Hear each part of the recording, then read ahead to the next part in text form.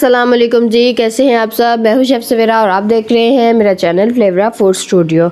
आज मैं आप लोगों को बहुत ही मज़ेदार केक रस बनाना सिखाऊंगी जो कि एक कटोरी मैदे से बनते हैं।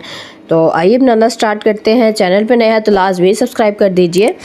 यहाँ पर हम 2 अंडे ले लेंगे और इसको अच्छी तरीके से बीट करेंगे। आप लोग हैंड बीटर की मदद से भी बीट कर सकते हैं। मेरे पास मशीन अवेलेबल थी तो मैंने सोचा आज मैं मशीन के साथ केक इस तरह से केक रस बनाती हूँ। तो आज फर्स्ट टाइम ही मैं ये मशीन यूज़ कर रही हूँ। यहाँ पे हम इस तरह से अंडों को अच्छे तरीके से बीट करेंगे और आधा कप इसमें साथ ही साथ ऑयल डाल देंगे और अच्छे तरीके से बीट करेंगे। इतना बीट करना है आपने, फुल मतलब फुल करके नहीं करना, मशीन मीडियम पे रख के ही बीट करना है।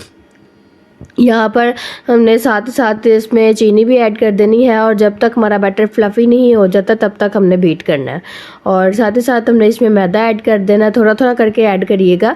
1 कटोरी मैदा है, हाफ़ कटोरी चीनी है, हाफ़ कप ऑयल है और 2 अंडे, ठीक है। जिन सबको अच्छे तरीके से बीट करेंगे। यहाँ पे थोड़ा सा गाढ़ा हो गया तो पानी ऐड कर देंगे। अगर आप लोगों के पास गर्म दूध अवेलेबल है तो आप लोग गर्म दूध ऐड करिएगा। थोड़ा थोड़ा करके ऐड करिएगा ज़्यादा, ताकि पतला ना हो जाए बैटर हमारा। यहाँ पर अच्छे तरीके से बीट हो चुका है और अच्छे तरीके से इसको मिक्स कर लेंगे। और जो इसके अंदर कलर के लिए हमने इसमें ऐड करना है, फूड कलर और वनीला एसेंस। वनीला एसेंस जो होता है वो अंडे की स्मेल को ख़त्म करता है। मेरे पास जो थोड़ा सा पड़ा था तो मैंने डाल दिया फटाफट। और 1 चम्मच बेकिंग पाउडर का ऐड करना है और चुटकी भर नमक ऐड करना है और अच्छे तरीके से फिर से मिक्सिंग करेंगे। और देखिएगा फूड कलर डालने के बाद इसका कलर कितना अच्छा हो जाता है बैटर का।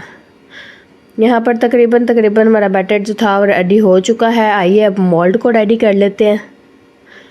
और यहाँ पर मैंने मोल्ड को ग्रीस कर लिया है ऑयल के साथ। आप लोग किसी भी शेप का मोल्ड ले सकते हैं। बैटर यही है कि आप इस शेप का मोल्ड लीजिएगा, केक रस की शेप बेटर आती है। यहाँ पर आपने जो बैटर बनाया है उसको हम अच्छे तरीके से इसमें ऐड कर देंगे और टैप करेंगे मोल्ड को। ये करना लाजमी है। और पहले से मैंने पतीली प्री हीट की हुई थी और इसके अंदर अब स्टैंड रख के तो हम 45 मिनट्स, पूरे 45 मिनट्स लगे थे ये केक बेक होने में। तो बिल्कुल आपने ढक्कन नहीं उठाना, इस आंच पे आपने एक दफ़ा रख देना है और भूल जाना है बस किचन का दरवाज़ा बंद करके।